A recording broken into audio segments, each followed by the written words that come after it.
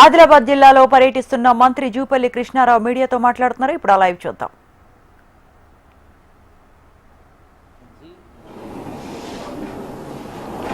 ఆన్లైన్లో అప్లోడ్ చేసిన తర్వాత ఎవరు కూడా ఏ ఎంఆర్ఓ దగ్గరికి కానీ ఏ ఆర్డీఓస్ కానీ ఎవరు తిరగాల్సిన అవసరం లేదు. ఎందుకంటే ఏదైతే వాళ్ళు అప్లోడ్ చేస్తారో పెళ్లికి సంబంధించినటువంటి ఫోటోలు అప్లోడ్ చేస్తారు. వాళ్ళకి సంబంధించినటువంటి 18 సంవత్సరాల వయసు ఎవిడెన్స్ సపోర్ట్ చేస్తారు. మిగతా బర్త్ సర్టిఫికేట్ అయినా, కులం సర్టిఫికేట్ అయినా, ఆదాయం సర్టిఫికేట్ అయినా ఇవన్నీ ఇచ్చేది అధికారులే. అప్లోడ్ చేసిన తర్వాత అది ఎంఆర్ఓ లాగిన్, ఆడియో లాగిన తర్వాత వాళ్ళే విధిగా వారం రోజుల లోపల ఎవరైతే అప్లై చేసిందో వాళ్ళ ఇంటికి వెళ్ళి ఆ సమాచారాన్ని సేకరించి దాన్ని ఎస్ ఆర్ నో అనేది వాళ్ళు అప్లోడ్ చేయాలి.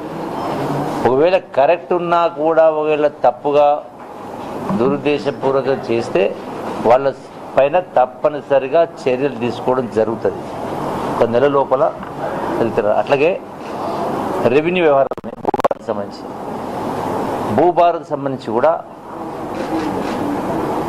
ఆన్లైన్లో అప్లోడ్ చేసుకున్న, వ్యక్తిగతంగా దరఖాస్తు ఇచ్చిన అవన్నీ కూడా కంప్యూటీకరణ చేయాలి. వాటిపైన ఎంఆర్ఓ అంటే నెల రోజులు డిస్పోజ్ చేయాలి. అట్లాగే ప్రొసీడింగ్ ఉంటే టైటిల్ సంబంధించి ఉంటే ఆర్డీఓ 2 months. అట్లా ఏవైతే ఆ నిర్ణీత వ్యవధి లోపల తప్పనిసరిగా అవి డిస్పోజల్ కావాలి. ఈవెన్ కలెక్టర్ దగ్గర ఉన్నప్పుడు కావాలా.